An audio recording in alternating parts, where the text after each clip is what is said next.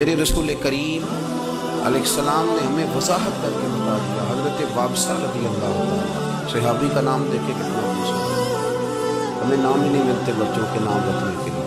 حضرت وابصہ رضی اللہ تعالیٰ عنہ فرماتے میں گھر میں تھا تو میں سوچنے لگا، یہ نہیں فرماتے کہ میں بولنے لگا، مسند امام احمد بن حنبل کی حدیث ہے، فرماتے میں سوچنے لگا کہ یہ نیکی آخر ہوتی کیا ہے اور یہ شر اور بدی آخر کہتے کس کو ہیں۔ فرماتے جب میں سوچنے لگا تو پھر میرے اندر سے آواز آئی کہ تم کیوں سوچتا ہے، تیرے سامنے دریا بہہ رہا ہے، جا کے مدینے والے معبود سے پوچھ۔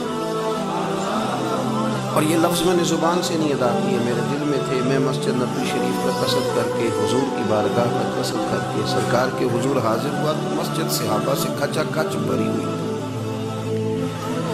فرماتے میں چونکہ حکم یہی ہے کہ جس کو جہاں جگہ ملے، جو آگے پہلے آئے وہ آگے بیٹھے، جو بعد میں آئے پیچھے بیٹھے، تو کہتے میں پیچھے بیٹھ گیا۔ قربان جاؤں محبوب کے علم شریف پر۔ حضور فرمانے لگے ادن منی یا وابصہ، وابصہ تو ذرا آگے نہیں آ جاتا؟ کہتے میں آ کے 7ویں صف میں بیٹھ گیا تو حضور نے پھر فرمایا ادن منی یا وابصہ، اور یار ذرا اور قریب۔ میں 3ری صف میں آ کر تو فرمایا ادن منی یا وابصہ، وابصہ نیڑے آ گیا یار اور۔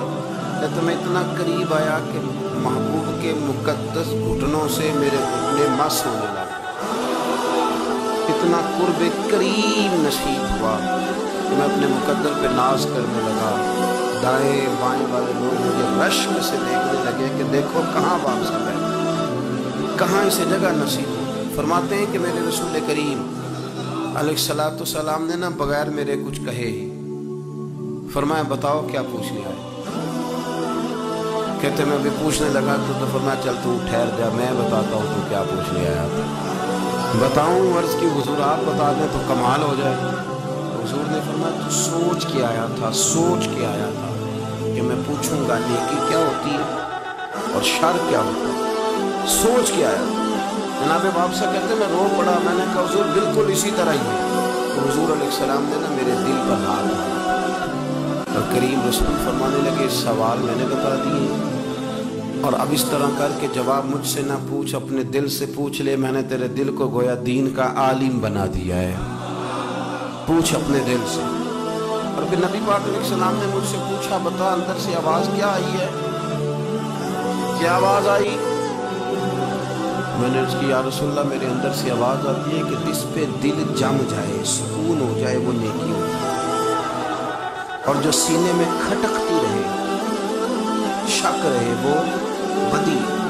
جو کر کے سکون ہو کہ نہیں میں نے کوئی اچھا کام ہو، یہ نیکی ہے، اور جو کر کے بے سکونی ہوگی کسی کو پتہ نہ چل جائے، وہ بدی ہے، وہ نقصان ہے، وہ شر ہے۔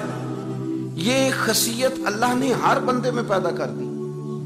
جو کام کر کے آپ کو سکون ملتا ہے، کلیجہ ٹھنڈا ہوتا ہے، آنکھوں کو راحت ہوتی ہے، دل کو سکون، یار میں نے الحمدللہ کو نیکی کا کام کیا، وہ نیکی ہے۔